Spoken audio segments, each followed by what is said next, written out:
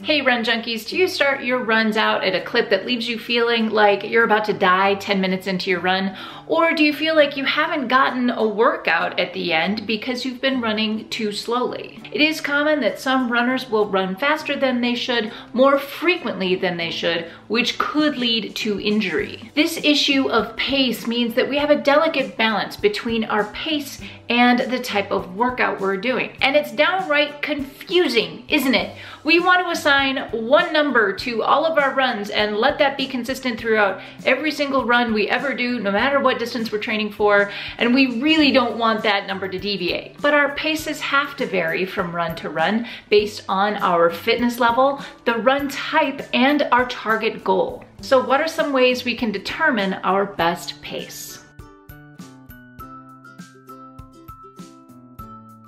Before I jump into this, I'm not here to specifically tell you what your minutes per mile should be, nor will I tell you what is fast or what is slow, because that is all relative to you. The point is that we understand that our faster paces should be for shorter, more intense runs, and we should average a slower pace for longer distance runs. There are a few rules of thumb when figuring out your pace, and some of them are really easy to do. A long, slow distance run is basically just that. You are going for a long period of time at a slower pace. This is for those distance training runs. This is time on your feet, and these paces are basically your training run, or what I like to call your RAD pace, your run all day pace. Your breathing is easy. You're not breathing so hard that you can't carry on a conversation in short sentences without getting winded. Carrying on a conversation with your BRF should be relatively easy, and if you find that it gets hard after a few minutes, you should probably slow down your pace a little bit. The opposite end of the spectrum is the high speed interval. These are short bursts of 200 to 1,000 meters or so,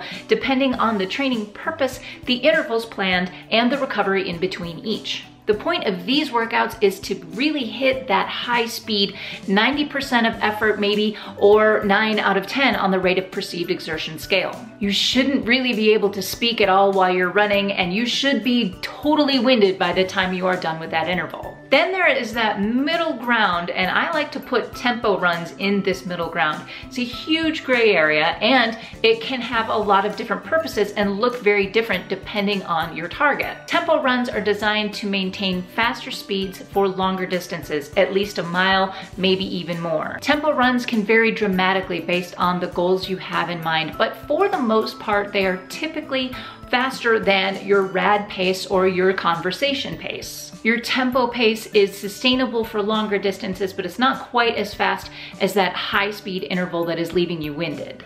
Going back to the training pace, conversation pace, RAD pace, whatever you want to call it, these are a great baseline, and they're also good for those midweek short runs between your hard efforts. So if Monday you're doing a speed workout and want to run on Tuesday, you can use that training pace for a short period of time.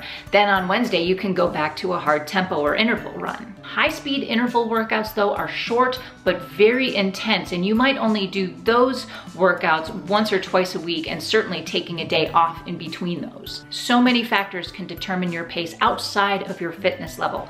The target race for which you are training, the purpose of each workout, that could vary your pace expectation. And that pace could vary wildly, 3 to 5 minutes per mile, depending on all of these factors. And there are a few scientific ways to determine your best pace. And next week, I'm going to talk a little bit about those and walk you through what a pace calculator does. The bottom line is this: pacing takes a lot to figure it out, and it might take the novice runner several months to figure out what their perfect training pace is and how to adjust paces based on the workout. So take your time with it. Learn how to adjust your paces, learn what your body needs from workout to workout, and you might find that your training becomes more efficient as you go. My question for you today is this: have you found that RAD pace, that run all day pace? Or are you still struggling to figure out how fast or slowly you should be running to maintain a speed throughout your run? Please leave thoughts, questions, comments, and suggestions in the comment section down below.